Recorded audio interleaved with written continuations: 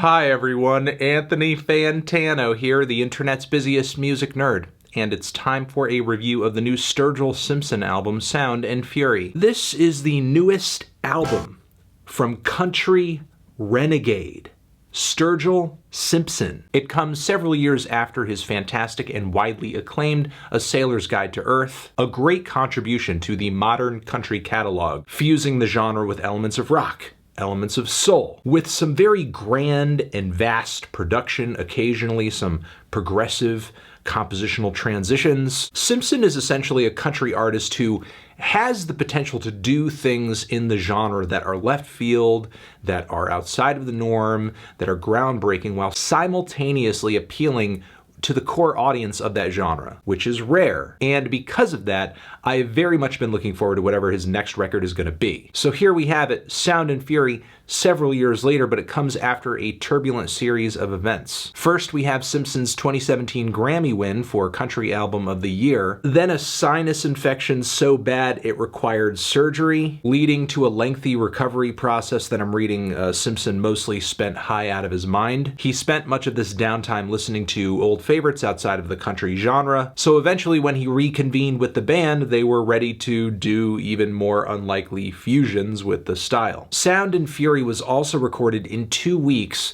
and comes along with a companion film on Netflix that Simpson wrote and produced along with the founder of a Tokyo animation studio, Kamikaze Doga. The whole thing is about a post-apocalyptic samurai, so it kind of goes without saying that Simpson is coming from a somewhat weird place on this one. And sure, at its core, it doesn't sound like Simpson has changed his songwriting style too much. Many of these tracks, as out there as they can be, do have a distinct country twang to them. But Simpson and his band are dressing these country tunes in tons of compression, tons of overdrive, hard rock guitars, disco rhythms, vintage semi-futuristic synthesizers. All you have to do is hear a few seconds of the sci-fi synth leads and the chunky rhythms and the mind-numbing two-note guitar leads on Best Clockmaker on Mars to hear that we are not in Kansas anymore. Look, I'm not going to beat around the bush on this one. These tracks are pretty experimental for Simpson.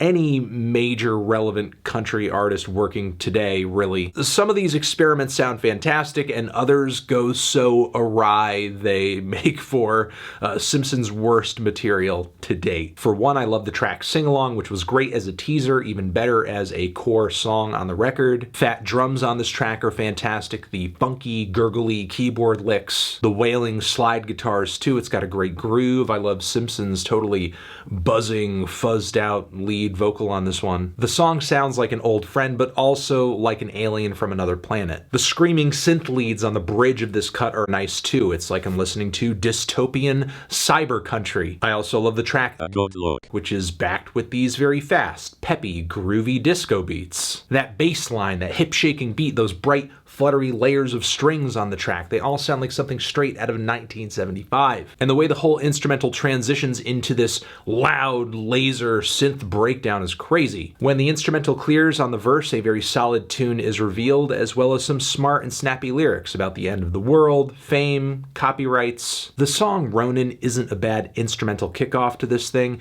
even though I think it does drag on a bit too long. It's a little too impressed with its own lumbering rhythms and somewhat bland guitar passages. Remember to Breathe is also a track that I think contributes to the first leg of this album being incredibly solid. However, once you hit the midpoint of this thing, I think the quality begins to take a nosedive. For one, I cannot stand Make Art Not Friends. It takes way too long to get started, and when it eventually gets there, it's this slow, lumbering, awkward, patience testing song. You couldn't have upped the tempo on this one a little bit, just a smidge? At this pace, this track sounds like a bad Gary Newman song. Or at least like the band is trying to perform in quicksand. Already voiced my annoyances with Best Clockmaker on Mars, those two-note guitar riffs are awful. All said and done is a very sweet, mellow, melodic oasis in the second leg of this record, but it's still not a highlight for me. Meanwhile, the production on Last Man Standing is trash. It just sounds like a really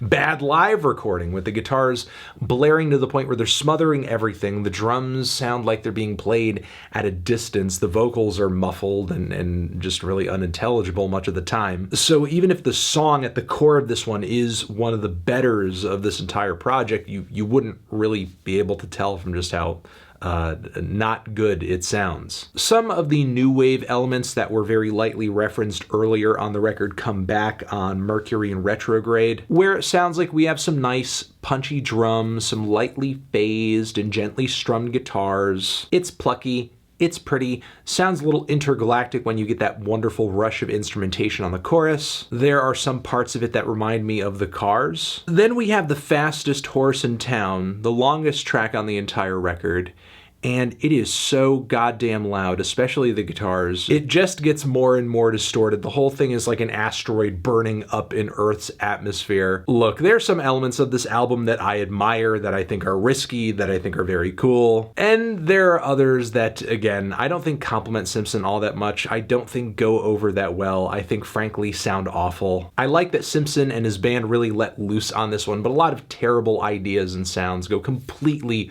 unchecked. And there are really enough of them to make this record a very spotty, inconsistent listen. I'm feeling a decent 2 strong 5 on this one. Transition, have you given this album a listen? Did you love it? Did you hate it? What would you rate it? You're the best, you're the best. What should I review next? Hit the like if you like. Please subscribe and please don't cry. Hit the bell as well. Over here next to my head is another video for you to check out. Hit that up or the link to subscribe to the channel.